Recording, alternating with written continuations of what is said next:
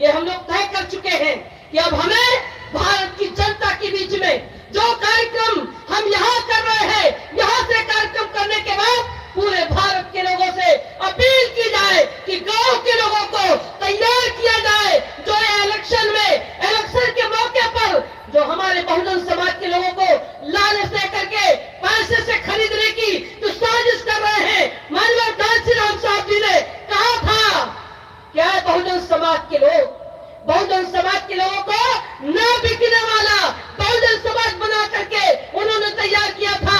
उस समय माननीय कांशीराम साहब जी ने कहा था कि जितनी जिसकी संख्या भारी उतनी उसकी हिस्सेदारी, और हमारा राज तुम्हारा नहीं चलेगा, नहीं चलेगा। ये माननीय कांशीराम साहब जी का नारा था। माननीय कांशीराम साहब जी ने अभी कहा था, उस समय भी हमारे वोटों को खरीदा जाता था, उस समय हमारे वोटों को साजिश के तहत उनको डिस्टर्ब करने की कोशिश की जाती थी। कभी हिंदू मुस्लिम, भारत पाकिस्तान, कभी मंदिर मस्जिद। ये जब चुनाव आता है तो कहते हैं तुम हो हिंदू, हम है हिंदू, 100 करोड़ देंगे उनको, तोड़ मरोड़, हिंदू हिंदुस्तान कहां से आया, मुसलमान भेजो उनको पाकिस्तान, वरना मारो इनका जान, भेज दो इनको कब्रिस्तान। हमारे लोग नहीं समझ पाते थे तो कहते थे जय श्री राम। हमारे लोग नहीं समझ पाते थे, लेकिन मैं अब आप लोगों से बताना चाहती हूँ कि अब बहुजन समाज का वो नारा बदल गया है। अब बहुजन समाज के लोग समझ गए हैं, अब इनके नारों में पढ़ने वाले नहीं है, हिंदू मुस्लिम में पढ़ने वाले नहीं है। हमारा देश धर्म से नहीं चलता, संविधान से चलता है। हमको धर्म नहीं चाहिए, हमको आजादी चाहिए, हमको नौकरी चाहिए, हमको रोजगार चाहिए, हमको बराबर का हक चाहिए, हमको सम्मान चाहिए, हमें संविधान चाहिए, हमें सुरक्षा चाहिए, हमें न्याय चाहिए। अब इनके बहकाने में ये बहुजन समाज के लोग आने वाले नहीं है। अगर ये नोट देते हैं तो नोट ले लो, लेकिन वोट न दो, इनको सबक सिखा दो।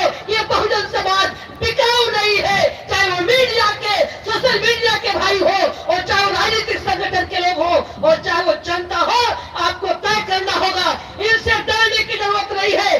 जब चुनाव आता है, बहुजन समाज के लोग बहुजन की राजनीति करते हैं, तो कभी सीबीआई की जांच, तो कभी साजिश करके कोर्ट के द्वारा उनको फंसाने की जो साजिश, आरएसएस बीजेपी के लोग जो साजिश कर रहे हैं, हम लोग निर्भीक होकर के, हमारे मन नेता, हमारे महापुरुष न डरे हैं, न हम डरेंगे। हमें जेल जाना होगा, हम जेल जाएंगे, गोली खाना होगा, हम गोली खाएंगे, लेकिन संविधान को बचाने के लिए हमको जंग करनी होगी, हमको लड़ाई लड़नी होगा, हमको एक होना होगा, हमको संगठन बनाना होगा, हमको ताकत के साथ बहुजन समाज को एक करके संविधान को बचाने के लिए 2024 में बीजेपी को सत्ता से बाहर करना होगा।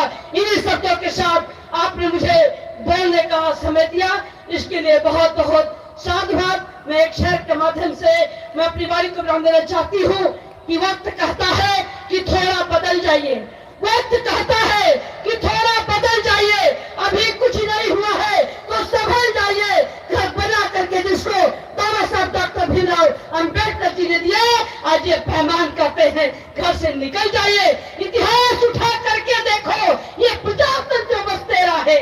इतिहास उठा करके देखो, ये प्रजातंत्र बस तेरा है। आज जिसके हाथों में शीशक रहा वो पैमान, छलिया और लुटेरा है। वो संविधान के साथ घात करने की साजिश कर रहा है, इसका पर्दाफाश हम लोग कर चुके हैं। मैं